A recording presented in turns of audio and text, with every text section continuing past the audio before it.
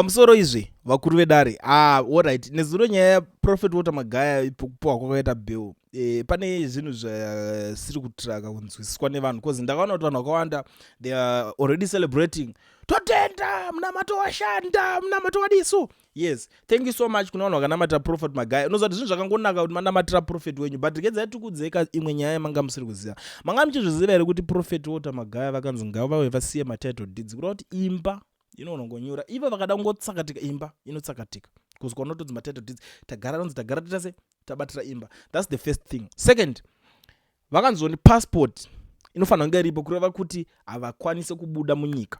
Ko vakada kubuda munyika vakanzi vabuda vanenge vabuda zviri illegal. Saka kureva kuti ko vanenge vaenda ikoko inenge tori bande rekuti vari kutanga kutozoneswa vakudhonzwa nenyaya extradition kwese kwavada kutiza vachienda nyika iyo inotsomwa zvekudaro. Ndio nyaya dziri kuitika panyaya yaProfet Walter Magaya. Saka please guys, pamunotaura nyaya idzi musazokanganwa kubvunza isusu vanhu vemakuhwa ese tizi kuzivisei zvakakwana zvizere, because handidi kuti muzongobuda makucelebrata zvakadaro. Ndakataura ndikati vanhu fanai kufara mbijana, asi haisati yanyaya yekuti mukwanise kunge muchifara yese. It's just that I was busy with something, ndosaka ndisina kunyauda taura kana kuitsindira stere ende kana ndisina kuda kuita zvekutanga kurwadzisa nevanhu chichi nyaya nengotaura sezvazvingori, because I know kuti vanhu vekuchechi kwaProfet Magaya havadi kunzwa nyaya yeprofet wachitanga ari kutanga kakudhererwa kana kuti profet atanga asiri kupuwa karuremekedzo kakakwana. I know kuti you love your prophet and you want people to respect your prophet.